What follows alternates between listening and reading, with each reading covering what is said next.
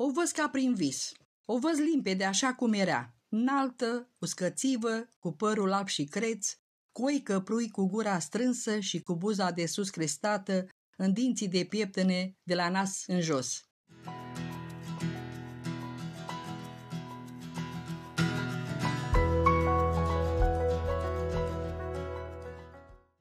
Bunica, de Barbu Ștefănescu de la Vrancea.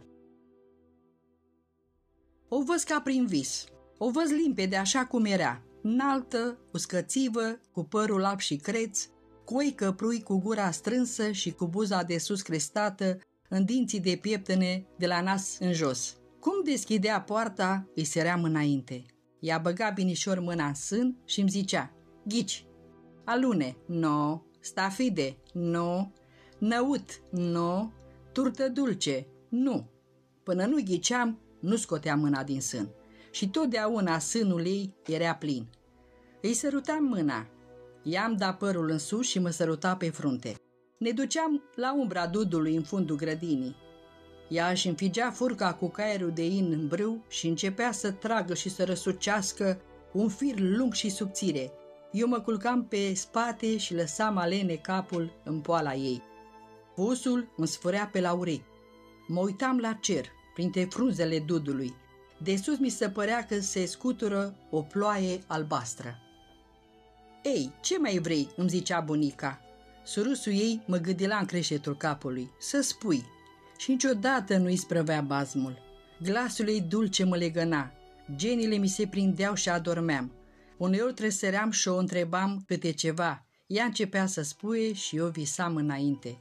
A fost odată un împărat mare, mare. Cât de mare? Mare de tot. Și își iubea împărăteasa ca ochii din cap. Dar copii nu avea. Și îi părea rău că nu avea copii. "Bunico, e rău să nu ai copii?" "Firește că e rău. Casa omului fără copii e casă pustie." "Bunico, dar eu n-am copii și mie nu-mi pare rău." Ea lăsa fusul, râdea, îmi desfăcea părul cu lionțat în două și mă săruta în creștetul capului. Câte o frunză se desprindea din ramul și cădea legănându-se. Mă luam cu ochii după ea și ziceam: "Spune, bunico, spune."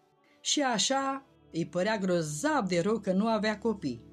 Și nu mai putea de părere de rău că nu avea copii.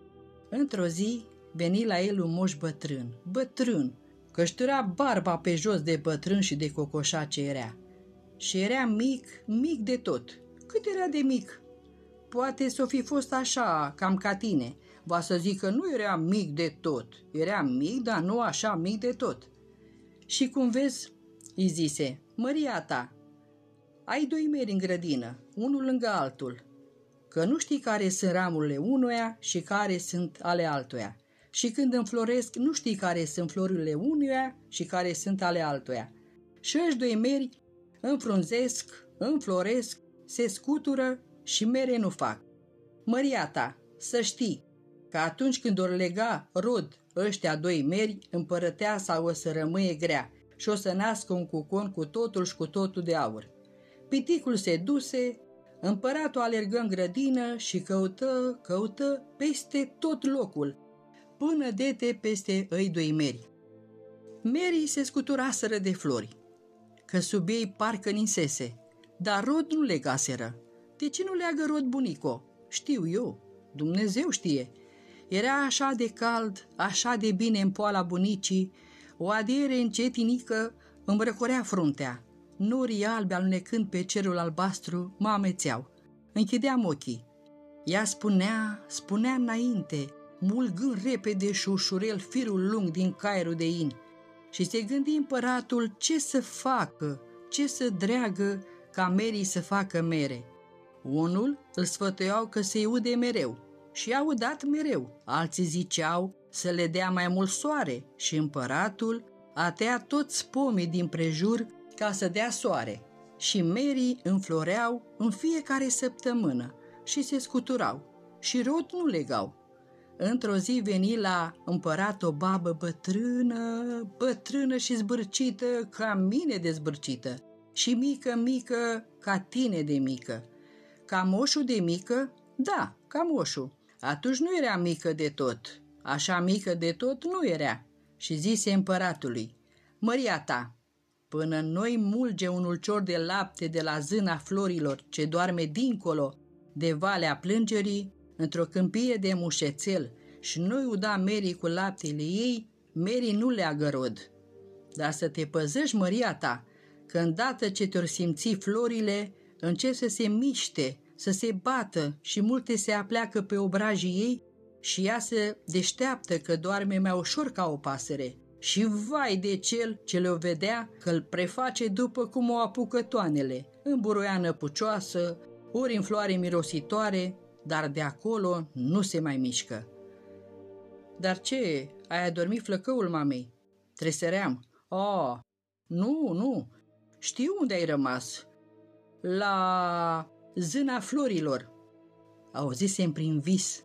Ploapele îmi cădeau încărcate de lene, de somn, de mulțumire și mă simțeam ușor ca un fulg plutind pe o apă care curge încet, încetinel, încetișor.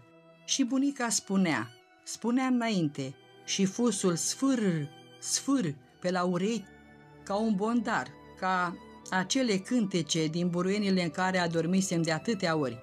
Și împăratul a încălecat pe calul cel mai bun, îngânam eu de frică ca să nu mă fure somnul. Și-a luat-o de sagă cu mere și a plecat. Și-a plecat și s-a dus până a dat de o pădure mare și întunecoasă, de nu se vedea prin ea. Și acolo și-a legat calul de un stejar bătrân și-a pus de segile căpătâi și-a închis ochii ca să se odihnească. Și pasămite pădurea cânta și vorbea că era fermecată, aducea șoapte de departe, de pe unde era ca un fum. Împăratul a dormit și dormi. Când m-am deșteptat, bunica îi sprăvise caierul. Dar bazmul, cu capul în poala bunicii, niciodată n-am putut asculta un bazm întreg. Avea o poală fermecată și un glas și un fus care mă furau pe nesimțite și adormeam fericit sub privirile și zâmbetul ei. Eu vă mulțumesc!